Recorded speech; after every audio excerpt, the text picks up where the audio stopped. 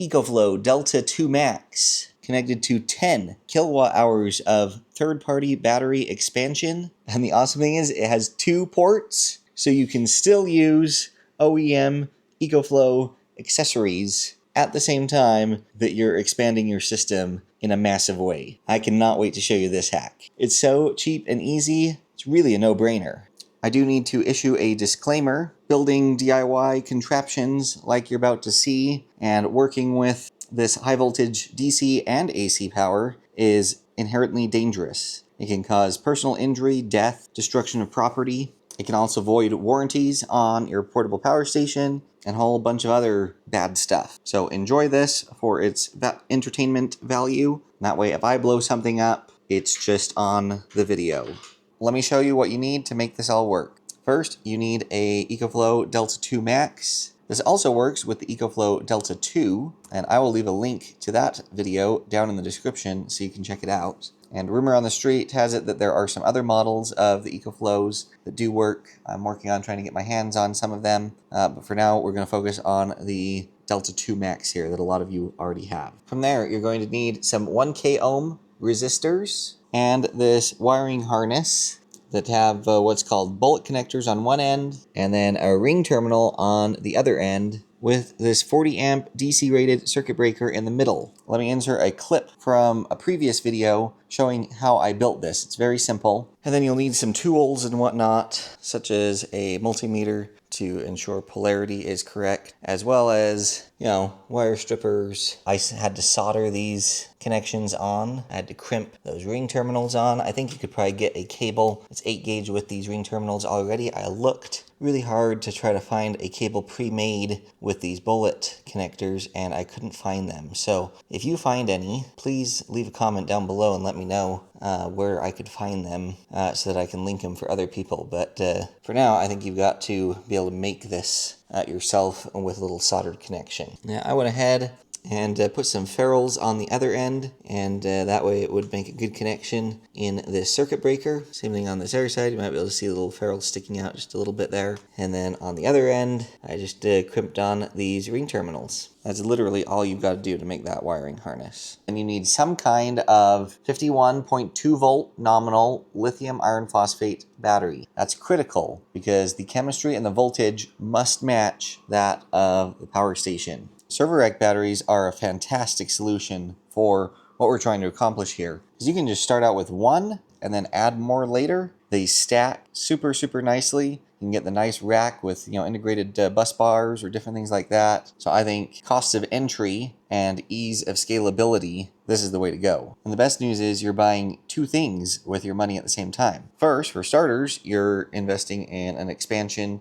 for your portable power station. But like I said, down the road, if you want to expand to a larger system like this will work perfectly with that. So you're not locking your money up into some proprietary something that won't be helpful and beneficial to you for multiples of years to come in different configurations and situations. These are from WattCycle, and these are currently my favorite server rack style battery on the market. They have a fantastic price, one of the most awesome looking screens I've ever seen in a server rack battery. Bluetooth app control, internal communications, and the build quality inside this is really, really good. I'll insert a short clip from my main review video, but be sure and check out the full review of these batteries that I will link down in the description. All right, ready for the big reveal here? Ooh, look at that, you guys. And the writing might be too small, but on this sticker here, you can see that it says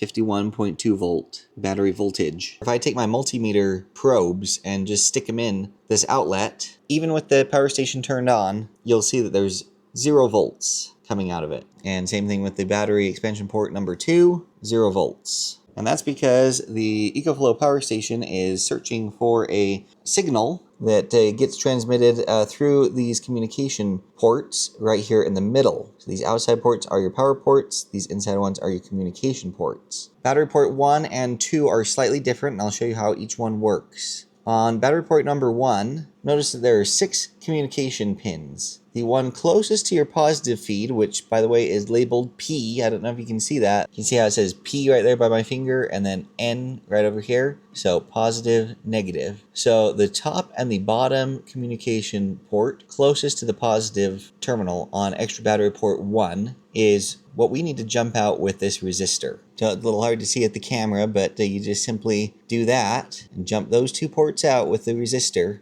And now with that resistor in place and my probes in the power ports, you'll see that we have 53 volts. So that's extra battery port number 1. Let me show you how it works with extra battery port number 2. First, I'll show you that this does work. We've got the resistor in place, the probes going, and you can see we're 53 volts once again. However, the resistor goes into a different position for port number 2. So here's what's different. This is kind of turned 180 degrees. See how the N and the P are upside down for extra battery port number 2? So to jump this port out with the resistor, we have the 6 communication pins. We're going to take the 3 closest to the positive terminal, this one right here, and it's the bottom right and the middle hole that you use to jump out on port 2. Remembering that it's different on port 1. It's the top and the bottom hole next to the positive. This one is the bottom and middle hole that you have to jump out. A huge word of caution. This setup here is very dangerous. And that's because these 2 ends right here have no way of,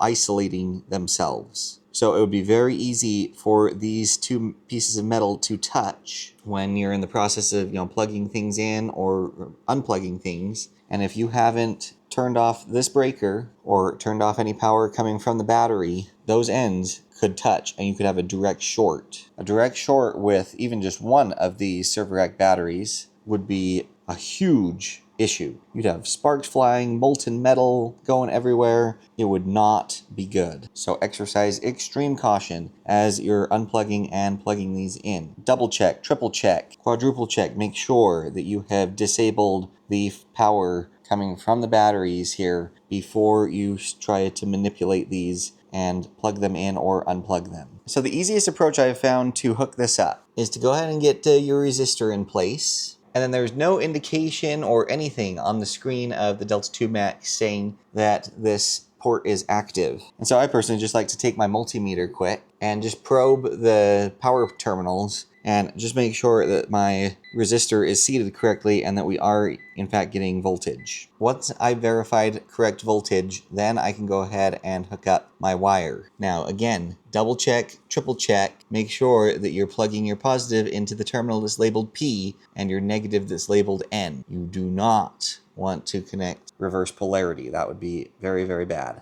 So we're simply going to plug the cable in, and once again I'm going to verify that positive's going to the P terminal, negative's going to the negative terminal. Once I've verified that, I'm going to verify and make sure that my state of charge with my external batteries as well as my EcoFlow are really, really close. This is 97. These server rack batteries are 100.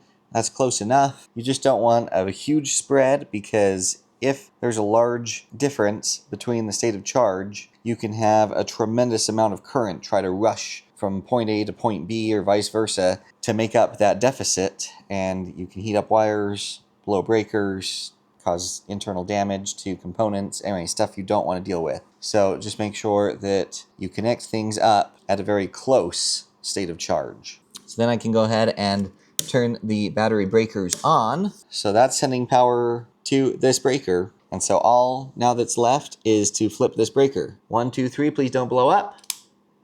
And you can see there's some power exchange. The EcoFlow unit knows something's happening. It's just not sure what because it doesn't have any way of measuring the power coming in or out here. But you can see that currently it's actually accepting a charge. It does know that it's charging and it has an estimated recharge time. And you can see the things spinning, recognizing the charging time. We can come down here to the server rack batteries and we can see this top one's actually discharging 0.8 amps. As is the bottom one. And so we've got a little equalizing happening where power is flowing out of the server rack batteries and up into this EcoFlow unit. That's a good sign to see that power is moving. That means that everything is connected up and working correctly. So now check out how epic this is. I've got this space heater running on high heat, 1467 watts. But if you take a look down here, the top server rack battery is discharging 11.9 amps, and the bottom server rack battery is actually discharging 12 amps. So let's just make it easy math. Let's just say both of these are discharging 12 amps. Notice that the voltage is 52.75. So if we do 52.75 times 24 amps, because each battery was discharging 12, that equals 1,266 watts. So out of 1,467 watts, 1,266 of those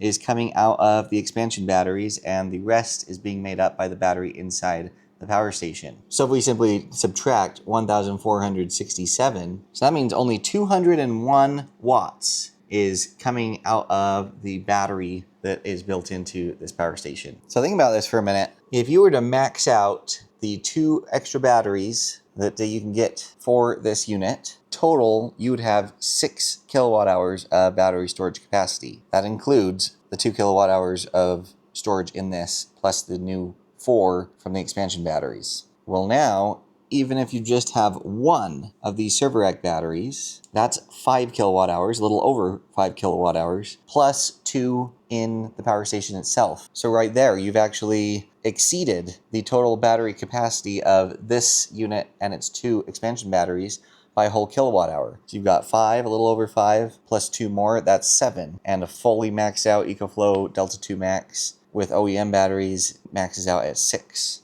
kilowatt hours. And then you add a second server rack battery like this, and now this is 10 kilowatt hours plus 2 more. So this stack right here is 12 kilowatt hours of battery storage capacity. That's insane. That would easily see most people through the average power outage. But hang on, it gets better. This right here is why the EcoFlow Delta 2 Max would be so epic to use in this setup. And that's because you have 2 battery expansion ports. Well, if we're just going to use one to have our massive battery expansion, which is really all you need, that leaves the other one for additional accessories. For example, the alternator charger. So you can have some 48 volt batteries hooked up as expansion here. Maybe you've got some 12 volt batteries, or you want to use your alternator to recharge some of this. You can do the alternator charger. You can use an OEM expansion battery and plug it into the expansion port. You want insane run times on your EcoFlow Wave? Plug that bad boy into the expansion port and get all of this battery expansion helping to run it. Having these 2 expansion ports just gives you incredible flexibility with this unit. So we've seen that we can discharge power just great, but one of the super powerful things about being able to tap into the extra battery port is we can utilize not only the inverter to discharge these external batteries, but we can also use this to recharge them. So if you take a look, I've got the AC power cord connected up here to AC wall power. You can see we are charging at just over 1700 watts. We're putting in 10.6 amps in the top battery and 10.8 amps in the bottom battery. So that means that you do not need an external charger to recharge these. You can just use the charger built into the power station to do that. But with that said, flexibility is the name of the game. I love these chargers. You can get them for really cheap online, or they come with golf cart battery kits. So if you don't want to do server rack batteries and want to do more of a golf cart battery style, a lot of them come with this charger. And you can use this to charge either in conjunction with your power station or instead of your power station. Let's take a scenario. Let's say that you have a prolonged power outage and you're trying to recharge your system and you want to use a gas generator, but the only gas generator you have produces dirty power. You don't want to connect that up to your power station for a couple of reasons. It could damage your power station, and 2, you're going to pass dirty power through to your loads. I'll leave a link to a video I just did talking about that very issue. Well, this charger here doesn't care what kind of power you feed it, and it will actually clean up dirty power. So you can go ahead and let your EcoFlow Delta 2 Max with its pure sine wave inverter run all of your loads. Go ahead and hook this up to a spare terminal or 2. Run your dirty power through it. It's going to dump extra power into these batteries and thus prolong your runtime. Just like the AC power is working to charge the batteries here, you can also hook up the solar to your EcoFlow Delta 2 Max, and that power will also recharge your external batteries. But again, flexibility is the name of the game. Only using the input, even if you max it out on this power station, is going to take a tremendous amount of time to recharge this with solar. So go ahead and throw some solar panels on this. But then in addition to that, get yourself an external MPPT solar charge controller. These ring terminals here would just simply connect to one of the terminals on your batteries. And then you've got your MC4 connectors for the solar panels. And now all of a sudden this is going to be able to put in twice as much power from solar as the input maxed out on the power station can. So can you see how this simple hack just blows the doors open for potential and flexibility in how you customize your system? Be excited and be subscribed for future videos. I've got another epic EcoFlow hack coming up here for you along these lines. And simultaneously, I've been testing and trying things with Anchor Solex units, and I think I may have figured something out for those. I'll be doing a video about that here pretty soon. So lots of things to be excited for. I've got links to multiples of videos that I referenced in this one down in the description, so check those out for further details on stuff. I will also have links to all the parts and pieces and stuff you need. And as I alluded to earlier, we've got some very exciting things coming up in the future. So be subscribed, comment, share, like, and hype. Not only do those 5 free things help tremendously in the YouTube algorithm, but it also helps me know at a glance what videos are the most valuable to my audience. And that in turn kind of steers the ship as far as what content comes out next. So I really appreciate you doing those 5 things for me. I can't wait to show you some other stuff coming up here. We've got so many cool things. So all of you stay safe, stay tuned, and we'll catch y'all next time.